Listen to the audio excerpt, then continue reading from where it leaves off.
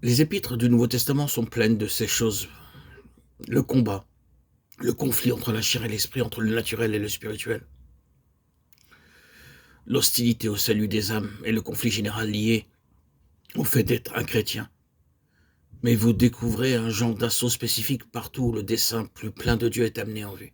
Si Paul représente au moins quelque chose, il représente le dessein plein et ultime de Dieu.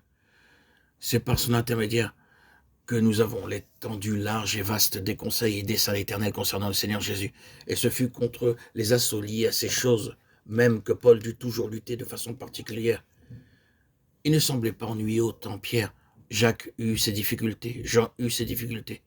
Mais Paul semblait avoir des difficultés d'un genre particulier. Prenez pour commencer ces judaïsants qui étaient toujours à sa poursuite.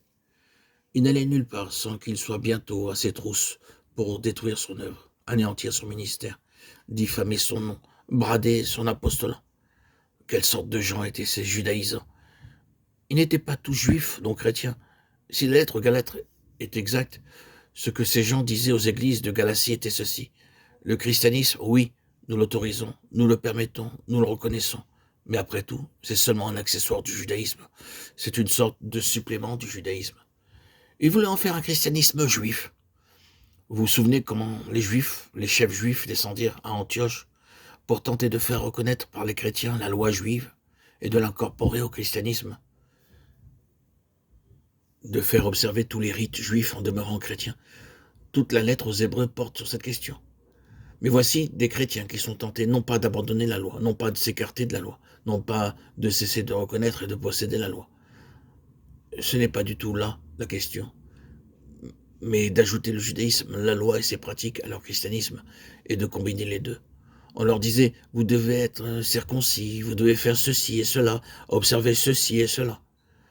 Paul considérait ceci comme le fait de les subvertir, touchant la foi. Cela les détournait de Christ. Les hommes qui enseignaient de cette manière étaient de réels ennemis de Paul. Je ne dis pas que c'étaient tous des hommes convertis, mais je dis qu'ils étaient dans quelque mesure associés au Seigneur et cependant qu'ils lui étaient réellement hostiles. C'était un mélange étrange, usant du nom du Seigneur et néanmoins opposé au plein dessein du Seigneur. C'est le genre de choses qui est lié à l'intention ultime du Seigneur. C'est un genre particulier d'opposition. Cela vient, disons-le en un mot, d'hommes charnels et naturels. Des hommes d'influence, très souvent, qui sont mus par des intérêts et des considérations d'ordre naturel. Ah oui, ils connaissent le Seigneur.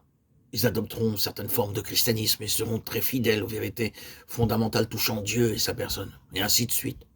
Mais quand il s'agit de cette ultime question, vous les trouvez d'une autre opinion et très souvent hostiles. Ils iront jusqu'à un certain point, mais quand la pleine chose vient en vue, ils n'en veulent pas. Et c'est dans ce domaine-là, relatif au plein dessein de Dieu, que l'antagonisme réel et particulier s'élève.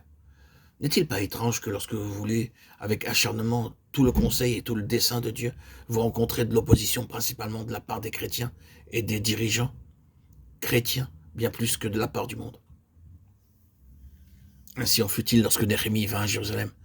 Ces gens furent très mécontents de ce qu'un homme fût venu pour chercher le bien des fils d'Israël. Néhémie 2.10.